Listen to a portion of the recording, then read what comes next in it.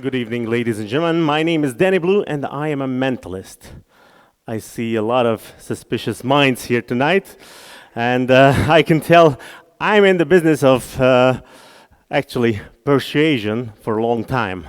And tonight I will try to tell you a few things about that.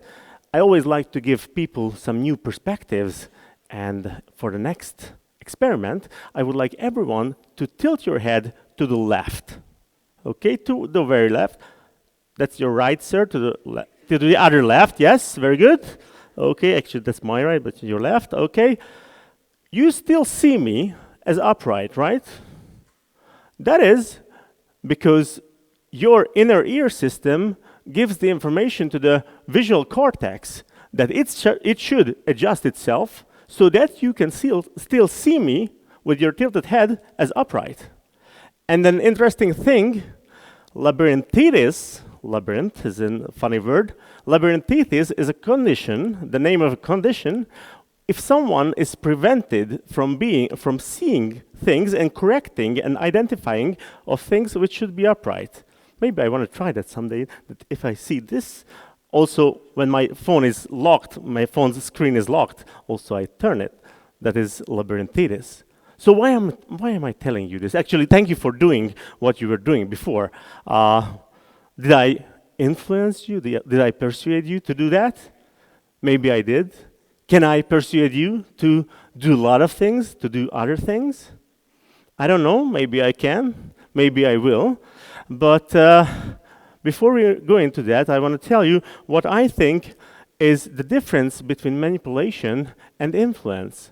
I have deliberately separated these two words because one of them has a more negative meaning to it, manipulation, which we think has some evil purpose. And that evil purpose it can be a lot of things, and sometimes we feel we are being manipulated. On the other hand, influence is an ability that we should all possess, that we should all have. And the difference is only in purpose. And any tool to influence someone, for example, or any other tool, for example, a pair of scissors, can be used for good or evil. The only thing with this pair of scissors, I could kill someone, but I could use it also to create some nice, astonishing things. My grandfather and me, we used to create a lot of things. He was kind of a handyman, and he helped me. So basically, the same thing here, also with manipulation. And I think, and there is also research that shows that if you are able to influence people, then your chances of success are much higher. I don't mean it in a big way. For example, you can ask for a pay raise, and you want to try to influence your boss to give you a pay raise. Or you will try to get your children into bed at night. Also somehow a way to influence people.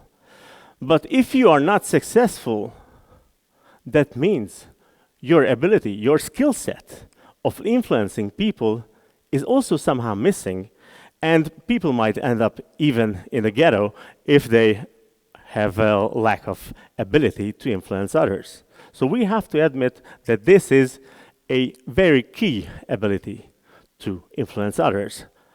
And the very first step, how we can influence others, is by gaining trust.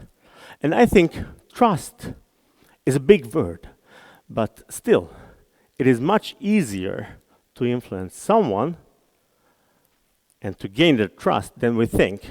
Otherwise, a lot of scammers wouldn't have the problem.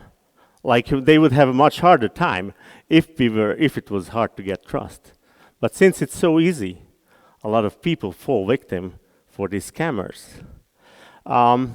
It's very easy. For example, you can have a clean, neat, white business card and write something on it, any name, whatever, and you can be already influencing someone. And I want to try something on this point. I would like to ask someone to write a randomly selected famous person's name on that card. Let me see. Just let's do it here, okay? Would you mind taking that? Write that during the presentation, not now, and you can take a seat back. No, not yet, and not so that I can't see it, okay? Just later in the presentation. You don't have to write it at this time. So basically, trust is very much a basic thing to influence others. Another thing, trust is easy to be gained because sometimes our own eyes are deceiving us. You see two orange circles on the screen. Some of you might think that the left one is smaller. Some of you might think the right one is bigger. Now I was being a little manipulative because I was saying the same thing twice. So anyway, children do consider that there is no difference. And actually, if you would measure it exactly, you can take a photo if you want, you can measure it and it's exactly the same size. We are also adults, we are also more susceptible to these kind of illusions as, for example, hound dogs, because dogs are a way. I want to show you, there was an experiment where they plated dog food like this, so that dogs would be observed what they would choose, which food they would choose. But, you know, dogs didn't care. They just went for the food. Yeah. But that's an interesting illusion which we might fall for.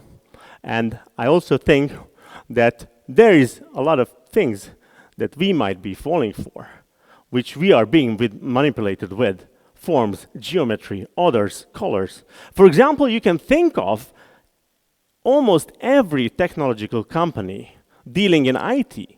They have, not the first that you think it is, but the second and everything else, they have blue as their colors. Okay, the main logo is in blue. You can research that like a lot. I don't want to mention any brand names now. They are not paying me tonight. So basically, what that means, that they have researched what people want from their technological company. And the main thing people want when it comes to IT, I also have researched that, is trust and reliability. And guess what the color blue stands for? Trust, reliability, authority, and also Danny Blue, but that's not the reason why I'm blue. Anyway, so there are a lot of examples how we are being manipulated. And there is one way, only one way, to evade any manipulation. And that is to have experienced logic, which is valuable in any situation or situations. So once again, it's not logic which is theoretical. It's logic that is experienced and it is valuable for situations in the future. So therefore, I advise you to go out, live your life to the fullest, and really enjoy your life, but not only for the enjoyment itself, but also for some research, that you experience things and you experience situations to form some logic out of it, and thereby be more aware of your situation and surroundings, so you can't be influenced or manipulated that much. But there is also another side, a different side to the story, because sometimes we can, if we want, influence others. And these are ways how to influence others, by observing their habits, their behavior, their emotions. This is something very important when you want to influence others, be it your business partner, your family, a future spouse, or your current spouse. It depends on you. Let me tell you an example. For example, there was a furniture store I was consulting for. They were building beautiful furniture for babies and children. And it is very interesting, very, very interesting. Firstly, I identified the target group. Who is buying these furnitures? Who is deciding on buying the furnitures? And I have to tell you, who bought the furnitures were the women who were in their late or early pregnancies. And of course, I tried to observe and spy on these women. Don't misunderstand me. I was in a furniture store, of course, and I was looking at the target group. And what I saw was really stunning, because what they did, the ladies in the furniture store, they were madly shaking the different furnitures. And I was like, what the hell is happening here? I was like, okay, there must be a reason why they are doing this. Okay, then they were also very, very touchy. They were touching things, touching the edges, touching everything. Okay, this is something also interesting. And we did a survey, and the end of our research, everything became clear. They were worried that the furniture might tip or tumble on their future child. So they were worried, and this emotion of worrying or fear, this was very much linked to the habit and behavior of what they presented. So after that, I went back to the company and consulted them further and told them, okay, from now on, we have to eliminate every single font type that we are using, every single geometric form which conveys the message of instability. We can only use letters that are strict and standing up. We cannot use any italic fonts. Or also, we have to round every single logo. We have to round also the fonts, because what they were doing, they were checking for sharpness. They were checking the edges if it's sharp, and the kid could hit himself. So that's why we came up with circles, rounded rectangles, nothing with sharp edges. And this is a whole different story, how we can really manipulate or influence our customers, our future customers. So we have to really delve into these few things. And I have to tell you that I've given you 2 examples. I've given you the tool how to evade manipulation. And I also given you tool how to influence others. So now I would like you to decide, what's the purpose? What's your purpose? Actually, my purpose, as I said before, is to be really creative, get creative, and really try and do something for the better. I will try to entertain people and entertain the thought, what if I could really influence them? Like this, okay. You have also already written down something, right? Okay, and I'm gonna do it like this, a little bit also here. Okay, actually with my grandfather, we used to do things like this, and he also helped me to improve my memory, my observational skills, and that is why I'm here today, or that is why actually I was able to succeed in my life with my memory, with my observational skills. Yes, like this. I know it takes a while, but I hope the result will be good. Oh, did we jump into presenter mode? Is my time up? Whatever. What's happening? Okay. Let me just ask you, and let me just get back the paper. Okay. Could I just give me back the paper? Thank you so much. Okay. Ladies and gentlemen, she wrote Elvis. Okay. I want to show you what I did here.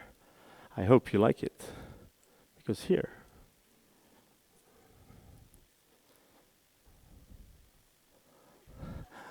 Elvis Presley, ladies and gentlemen, in the building.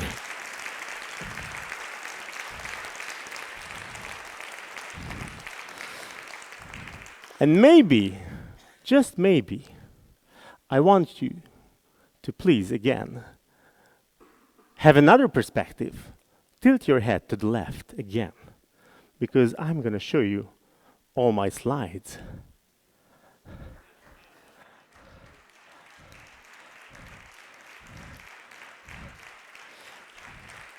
And of course, when I was talking about experienced logic valuable in situations, that is experienced logic valuable in situations. Maybe I might have influenced her. Maybe I have tried and succeeded in influencing you. And as I said in the beginning, I see a lot of suspicious minds. And I dare you to rewatch my TED Talk, because you might hunt for some other little mentions like the hound dog. Thank you so much.